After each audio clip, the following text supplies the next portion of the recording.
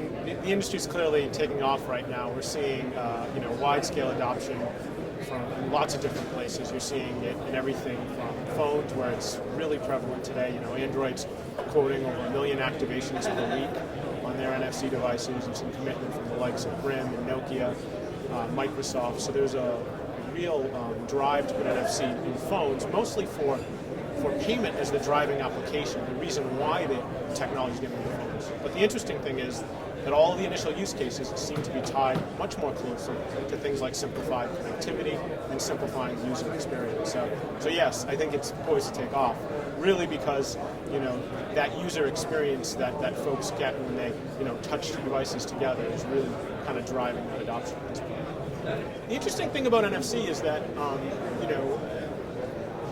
phones are what everybody talks about. So our products exist in phones. We were recently announced that we were in the Nexus 4 device from Google, sort of the flagship Android device. We're also in the Nexus 10 tablet. We've got products which we're shipping in Windows 8 tablets. We have products shipping in the Nintendo Wii U, which we recently announced. Things like, but beyond simply phones and even the Wii U, there's also other things that have our products, things like headsets and Bluetooth mice and keyboards, use our standard tag type. So really we're seeing NFC adoption in all sorts of different devices, from printers through to automobiles. And I think the fascinating thing about the way that NFC is sort of rolling out is that there's a network effect happening. The fact that it's going into so many phones is really driving its adoption in all sorts of other classes of devices.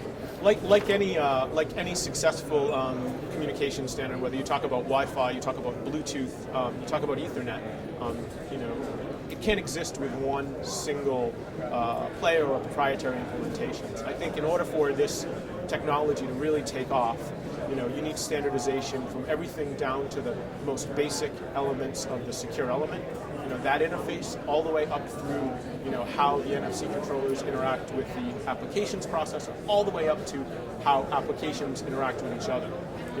The promise of a easy and simple to use experience is really tied to the idea that regardless of what OS I use, what chip manufacturer I use, what who the technology provider is, when I touch those two devices together, they just work.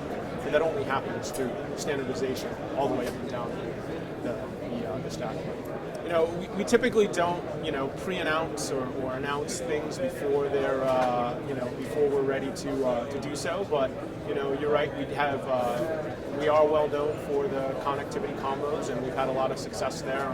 Our combo chips, Wi-Fi, Bluetooth combo chips, for example, are in all the hottest products, whether it be the Samsung Galaxy S3 or others. NFC is a natural, addition to that, based on the attach rate that we see, and certainly that's an area that we're looking at, and something that we'll look forward to talking more about soon. So, what is your impression of WIMA NFC USA? This is an interesting event. I mean, the great thing about this event is it's very focused, and it's very tied to folks who understand the industry and are looking to really, promote their products and services to other people who understand the technology.